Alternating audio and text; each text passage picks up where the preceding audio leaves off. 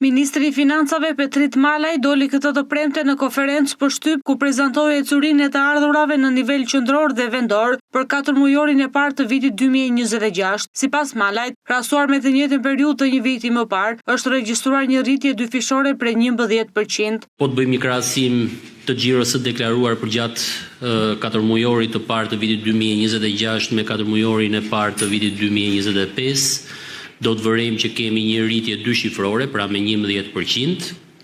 E thënë në terma monetar, rritja është 133 miliard lek, apo rreth 1.4 miliard euro më shumë xhiro e deklaruar se sa 4 mujori i një viti më parë.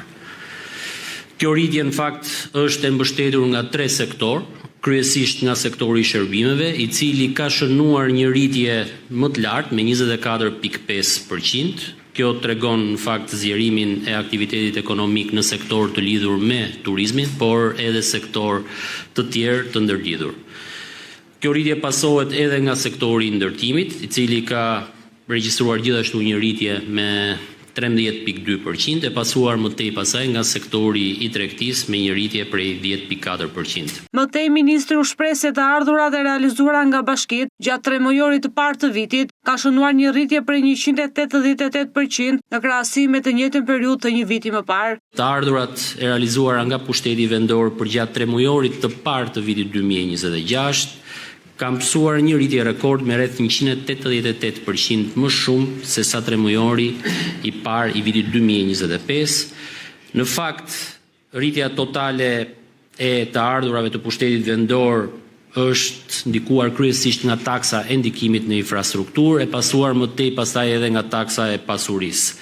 Totali të ardhurave vendore të realizuara deri në fund të muajit mars 2026 ka vlerën e 17.2 miliard lekëve, ose me një rritje prej 11.2 miliard lekësh më shumë se sa 3 mujori i vitit 2025. Ndikimin më të madh në të ardhurat e pushtetit vendor e ka pasur taksa e ndikimit në infrastrukturë, me një total të ardhurash të realizuara në masën e 11.08 miliard lekë të ardhura, dhe me një rritje krahasuar me ditën 3 mujor të vitit të mëparshëm me rreth 9.1 miliard lekë të ardhura më shumë. Një çështje tjetër që do doja të ndaja me ju është edhe ecuria e procesit të rivlerësimit.